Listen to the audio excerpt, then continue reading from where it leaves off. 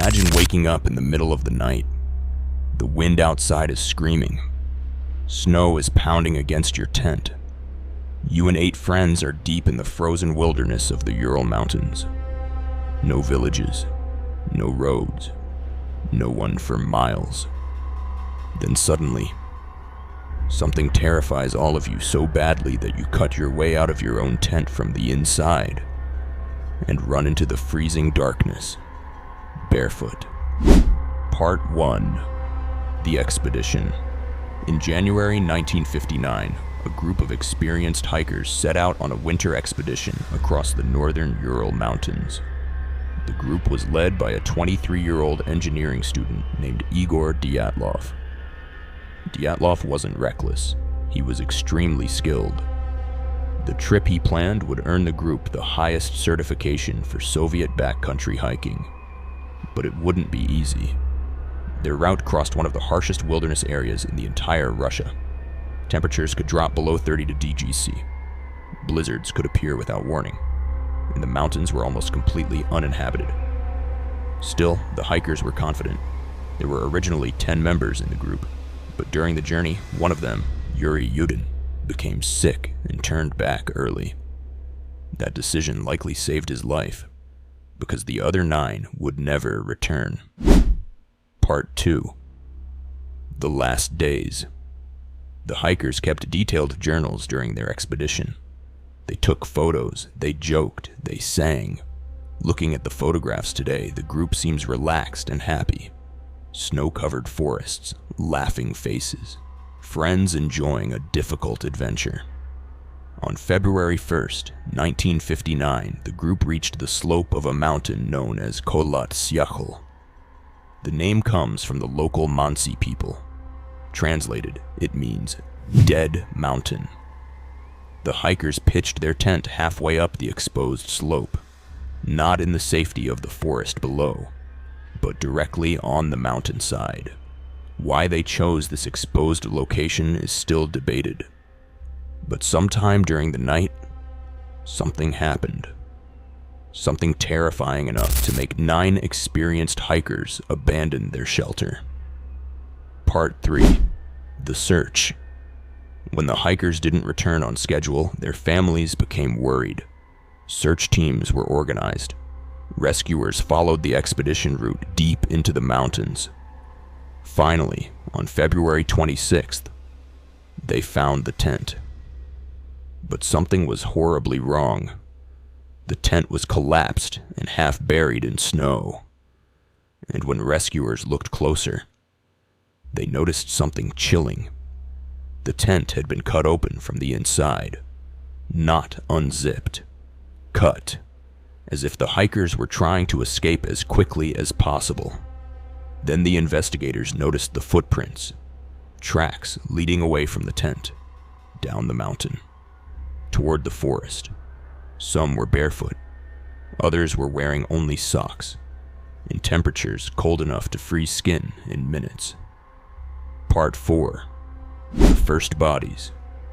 Following the tracks into the forest, rescuers discovered the first 2 bodies. They were found beneath a large cedar tree. The hikers were Yuri Doroshenko and Yuri Krivonishenko. Both were barefoot. Both were wearing almost no clothing. Nearby, investigators noticed something strange.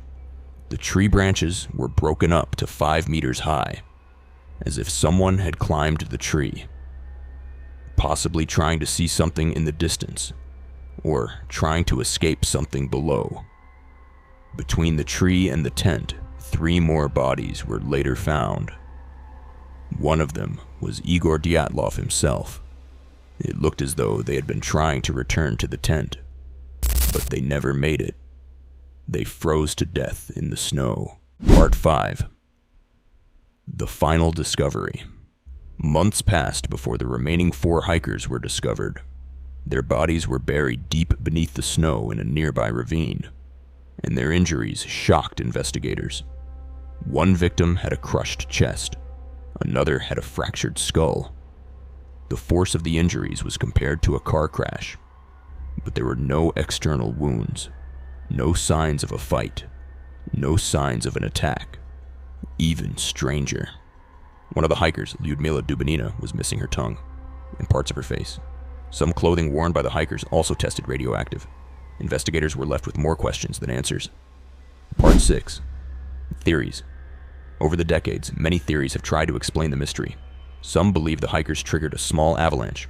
A sudden wall of snow could have forced them to escape their tent quickly. Others suggest military testing. During the Cold War, the Soviet Union conducted secret weapons experiments in remote regions.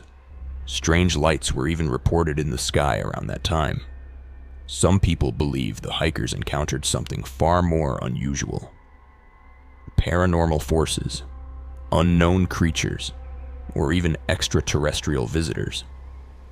But the most widely accepted modern explanation suggests a rare type of avalanche known as a slab avalanche, one powerful enough to frighten the hikers, but small enough to leave little obvious evidence. Still, many parts of the case remain unexplained. Conclusion.